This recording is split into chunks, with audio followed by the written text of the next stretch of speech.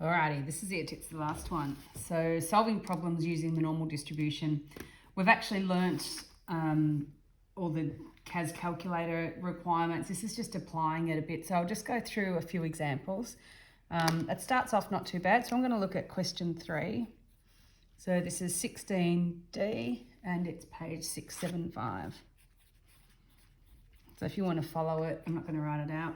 The results of a maths exam are normally distributed with a mean of 50 and a standard deviation of 7. So normally distributed with a mean of 50 and a standard deviation of 7. So don't forget to write that down because that's usually worth 1 mark. What is the probability that the student has an exam mark greater than 60? Then we had less than 75. And the one that's a bit harder is greater than 60 given that they passed. And then it says a pass mark is 50. So what's the chance they got greater than 60 given that we know they got more than 50?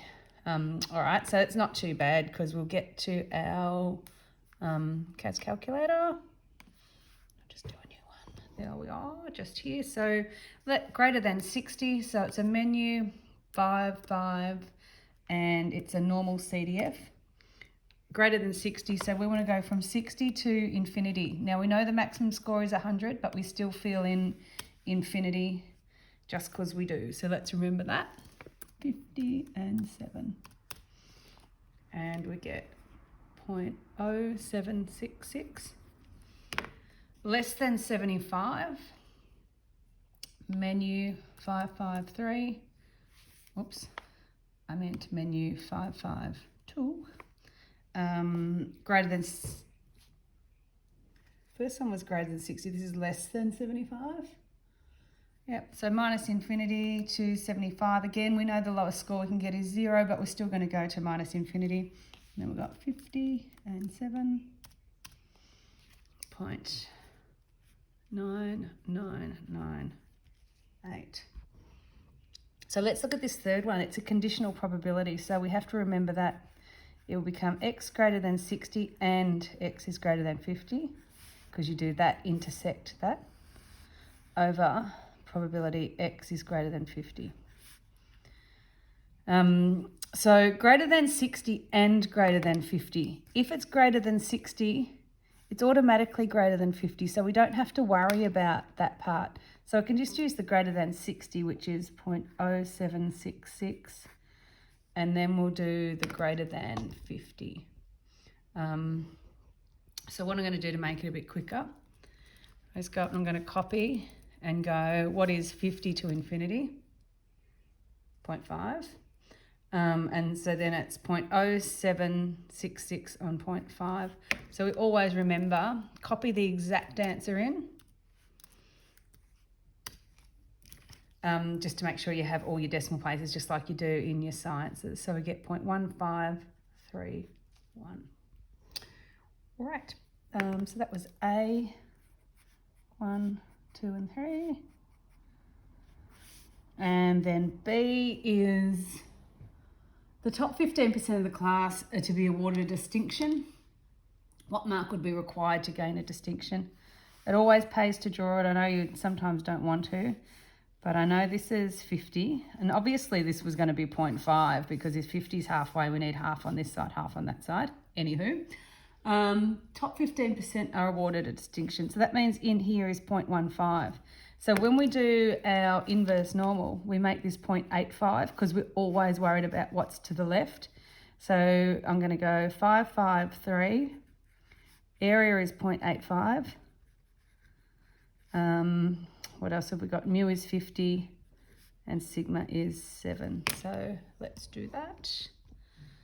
Menu 553, area 0.85. And we get 57.26.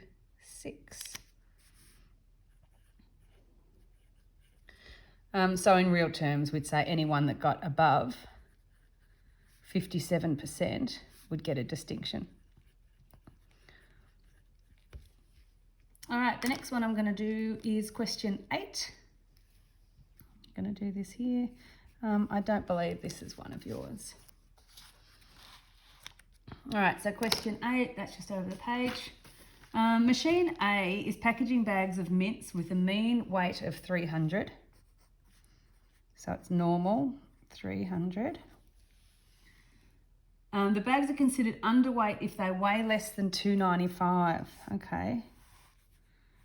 So draw it. 300's here. 295, we'll put it there. So if you buy a 300 gram pack of mints, if it's less than 295, you might get a fine, or that's considered underweight, so the company would get in trouble. So they want to work out, actually this isn't the one where they want to work it out. I'll show you that one in a minute. All right, is observed an average of 5% are rejected as underweight, so that's 0.05 here. And assuming the weights are normally distributed, find the standard deviation. So we don't know the standard deviation.